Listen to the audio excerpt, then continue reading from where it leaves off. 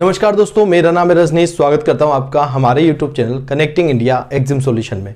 दोस्तों, connecting India exam solution India का ऐसा प्लेटफॉर्म है जो आपको एक्सपोर्ट इंपोर्ट से रिलेटेड सारी जानकारी डिटेल में देता है, आपको समझाता है इंडिया से कैसे एक्सपोर्ट करें, इंडिया में इंपोर्ट कैसे करें, उसका प्रोसीजर क्या है, क्या क्या डॉक्यूमेंट आपको इसके लिए बनाने रहते हैं, किस तरीके से मार्केटिंग करके बायर फाइंड आपको करना है। तो इन सारी चीज़ों के बारे में डिटेल में जानकारी आपको हमारे यूट्यूब चैनल के माध्यम से प्रोवाइड कराई जाती है। तो इसी के साथ मैं आपसे रिक्वेस्ट करूंगा कि अगर आप हमारे यूट्यूब चैनल पर नए हैं तो हमारे चैनल को सब्सक्राइब करें, बेल आइकन को प्रेस करें ताकि आपको हमारे आगे आने वाले वीडियोज के नोटिफिकेशन मिलते रहें।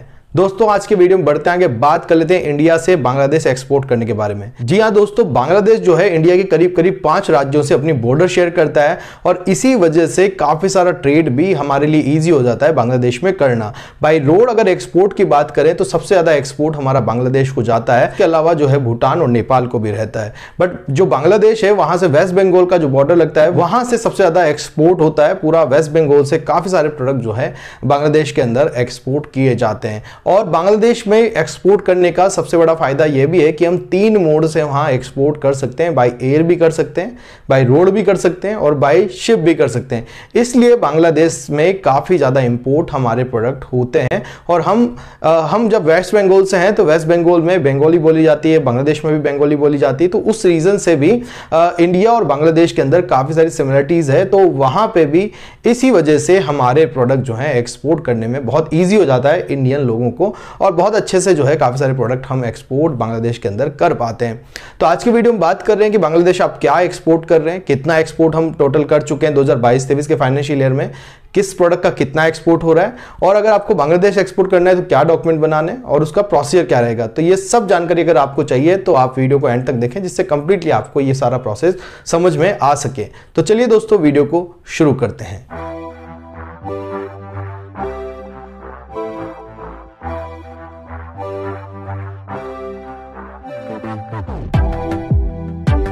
तो दोस्तों, लास्ट फाइनेंशियल ईयर 2022-23 के अंदर इंडिया बांग्लादेश ट्रेड की बात करें तो $11.67 बिलियन का जो है यहां से ट्रेड किया गया। बहुत ही अच्छा एक्सपोर्ट जो है इंडिया और बांग्लादेश के बीच में। जैसा कि मैंने बताया कि 5 राज्यों से बॉर्डर टच होता है हमारा, तो उनमें आते हैं आसाम, वेस्ट बंगाल, मिजोरम, मेघालय एंड त्रिपुरा। तो इन 5 राज्यों से हमारा जो है बॉर्डर लगता है बांग्लादेश के साथ में। तो बांग्लादेश से वेस्ट बंगाल बहुत अच्छा काम रहता है, बहुत अच्छा एक्सपोर्ट होता है क्योंकि वेस्ट बंगाल के अंदर सी पोर्ट भी है, एयरपोर्ट भी है और रोड की भी फैसिलिटी बांग्लादेश को एक्सपोर्ट करने के लिए मिल जाती है। तो बहुत अच्छा एक्सपोर्ट जो है वेस्ट बंगाल से और अदर राज्यों से भी बांग्लादेश में किया जाता है। यहां पे बात करें जो टोटल एक्सपोर्ट मैंने बताया 11.67 बिलियन का। अब बात कर लेते हैं क्या क्या प्रोडक्ट हैं जो बांग्लादेश में इंडिया से एक्सपोर्ट किए जा रहे हैं। तो सबसे पहले कुछ मेजर प्रोडक्ट की बात करें तो उनमें नंबर 1 पे आता है इंजीनियरिंग गुड्स, जो कि लास्ट फाइनेंशियल ईयर 2022-23 के अंदर $2.54 बिलियन का जो है बांग्लादेश के अंदर एक्सपोर्ट किया गया पूरे इंडिया से। उसके बाद यार्न एंड फैब्रिक्स आते हैं क्योंकि बांग्लादेश काफ़ी अच्छा जो है रेडीमेड गारमेंट्स बनाता है डिफरेंट कंट्रीज़ के लिए। बहुत सारे ब्रांड वहाँ पे अपने कपड़े बनवाते हैं, इसलिए उनको फैब्रिक्स वगैरह की काफ़ी ज़रूरत रहती है। तो इंडिया से cotton, yarn, fabrics, made up, handloom products वगैरह काफ़ी अच्छे एक्सपोर्ट होते हैं, जो कि करीब करीब $1.64 बिलियन का एक्सपोर्ट हुआ है लास्ट फाइनेंशियल ईयर में। और ये 16% ज़्यादा है उसके भी लास्ट फाइनेंशियल ईयर की अगर उसमें कंपेरिजन किए जाए तो। उसके बाद पेट्रोलियम प्रोडक्ट आपका आता है यहाँ पे $815.83 मिलियन का जो है यहां से एक्सपोर्ट हुआ है। उसके बाद ऑर्गेनिक एंड इनऑर्गेनिक केमिकल भी आप एक्सपोर्ट कर सकते हैं बांग्लादेश में, जिसका $695.23 मिलियन का एक्सपोर्ट रहा है लास्ट फाइनेंशियल ईयर में। बहुत अच्छा एक्सपोर्ट हम ऑर्गेनिक एंड इनऑर्गेनिक केमिकल का भी कर रहे हैं बांग्लादेश को। अदर सीरियल्स की बात की जाए तो $555.57 मिलियन का हमने एक्सपोर्ट किया। माइका एंड कॉल प्रोडक्ट की बात करें तो $328.67 मिलियन का हमने एक्सपोर्ट किया। चावल की बात करें तो $313.36 मिलियन का एक्सपोर्ट किया। जब से नॉन बासमती राइस पे बैन लगा है उससे काफी ट्रेड जो है कम हुआ है राइस का। करीब 72% जो है यहाँ पे चावल का एक्सपोर्ट कम रहा लास्ट फाइनेंशियल ईयर की अपेक्षा और 2022-23 में जो रहा वो $313.36 मिलियन का रहा। मैन मेड यार्न और फैब्रिक्स की बात करें तो $312.50 मिलियन का एक्सपोर्ट रहा, जो कि 15% ज्यादा है। प्लास्टिक प्रोडक्ट की बात करें तो करीब $302.81 मिलियन का एक्सपोर्ट रहा है। ड्रग्स एंड फार्मास्यूटिकल्स भी हमारे यहाँ से काफी अच्छा बांग्लादेश को एक्सपोर्ट किया जाता है। तो करीब करीब $261.86 मिलियन का हमने एक्सपोर्ट किया drugs and pharmaceutical product last financial year 2022-23 के अंदर में। उसके बाद सीरियल प्रिपरेशन की बात करें तो $257.70 मिलियन का हमारे यहाँ से एक्सपोर्ट रहा है। और उसके बाद स्पाइसेस बहुत अच्छे हमारे यहाँ से बांग्लादेश में एक्सपोर्ट किए जाते हैं। $257.01 मिलियन का हमने ये एक्सपोर्ट किया है। ऑयल मिल्स की बात करें तो $239.5 $140 मिलियन का एक्सपोर्ट किया है, जो लास्ट फाइनेंस के मुकाबले 129% ज्यादा रहा है। उसके बाद फ्रूट्स एंड वेजिटेबल्स की बात करें तो $212.72 मिलियन का जो है आपने यहां से एक्सपोर्ट किया है। और उसके बाद इलेक्ट्रॉनिक गुड्स की बात करें तो $130.25 मिलियन का हमारा एक्सपोर्ट है। तो काफी सारे प्रोडक्ट है दोस्तों, चाहे फ्रूट्स वेजिटेबल हो, स्पाइसेस हो, ऑयल मिल्स हो, इलेक्ट्रॉनिक गुड्स हो, इंजीनियरिंग गुड्स हो, सब कुछ हम जो है बांग्लादेश को एक्सपोर्ट करते हैं। Meat and dairy product $68.93 million के एक्सपोर्ट किए गए हैं। सिरामिक प्रोडक्ट $45.07 मिलियन के किए गए हैं। रेडीमेड गारमेंट भी हम थोड़ा बहुत एक्सपोर्ट करते हैं, $38.79 मिलियन का हमने एक्सपोर्ट किया। मैरीन प्रोडक्ट भी $34.86 मिलियन का किया है। ऑयल सीड भी हमने $18.38 मिलियन का एक्सपोर्ट किया है। लेदर एंड लेदर प्रोडक्ट्स भी हमने $14.13 मिलियन के एक्सपोर्ट किए। हैंडीक्राफ्ट प्रोडक्ट हमने $12.41 मिलियन का एक्सपोर्ट किया गया है। और कॉफी प्रोडक्ट का $8.23 मिलियन का एक्सपोर्ट है। साथ में टी का भी एक्सपोर्ट 50% बढ़ चुका है लास्ट फाइनेंशियल ईयर के मुकाबला, और 2022-23 में हमने $1.52 मिलियन का एक्सपोर्ट किया। जेम्स एंड ज्वेलरी के अंदर हमने $1.09 मिलियन का एक्सपोर्ट किया है, जिसमें थोड़ा सा डिक्लाइनिंग देखने को मिला है।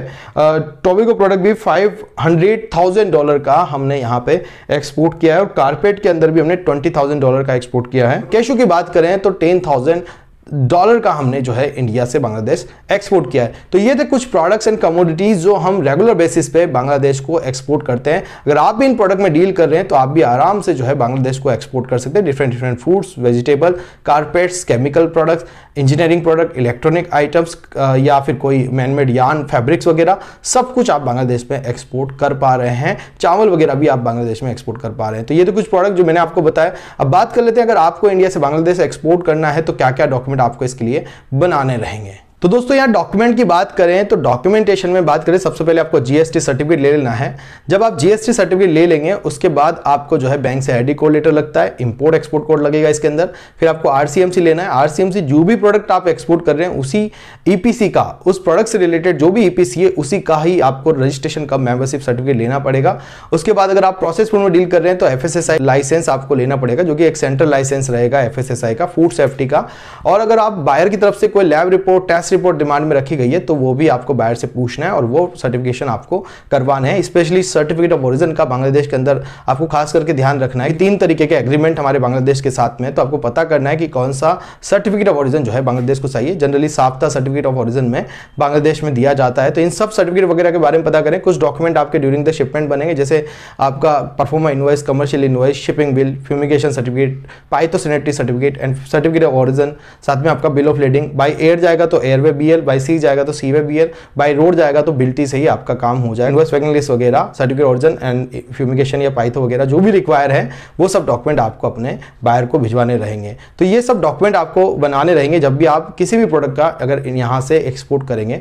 अब बात कर लेते हैं कंप्लीटली प्रोसीजर की, कि अगर आप इंडिया से बांग्लादेश एक्सपोर्ट करते हैं तो पूरा प्रोसीजर किस तरीके से काम करता है। देखिए दोस्तों, सबसे पहले आप प्रोडक्ट सेलेक्ट करें कि क्या प्रोडक्ट में आपको डील करना है। जब आप प्रोडक्ट सेलेक्ट कर लेंगे उसके बाद उसकी सोर्सिंग करें, कहां से आपको वो खरीदना है। और जब आप प्रोडक्ट का सोर्सिंग कर लेंगे तो उसके बाद सिंपली आपको अपना जो है फर्म का नाम डिसाइड करना है कि किस नाम से आपको एक्सपोर्ट करना है। जब आप फर्म का नाम डिसाइड कर लेंगे उसके बाद फर्म का रजिस्ट्रेशन कराना है, उसका जीएसटी सर्टिफिकेट लेना है, प्राइवेट लिमिटेड बनाए, प्रोप्राइटर बनाए, जैसा भी फर्म बनाए आपकी मर्जी है। उसमें आराम से आप एक सिंगल सोल प्रोप्राइटरशिप कंपनी के द्वारा भी एक्सपोर्ट कर सकते हैं। जीएसटी नंबर लेके, ट्रेड लाइसेंस लेके भी आप एक्सपोर्ट कर सकते हैं। उसके बाद सिंपली आपको बैंक में करंट अकाउंट ओपन कराना है। जब आपका करंट अकाउंट ओपन हो जाएगा उसके बाद इंपोर्ट एक्सपोर्ट कोड आपको अप्लाई करना है, जो कि DGFT, director general foreign trade की वेबसाइट से आपका बनता है।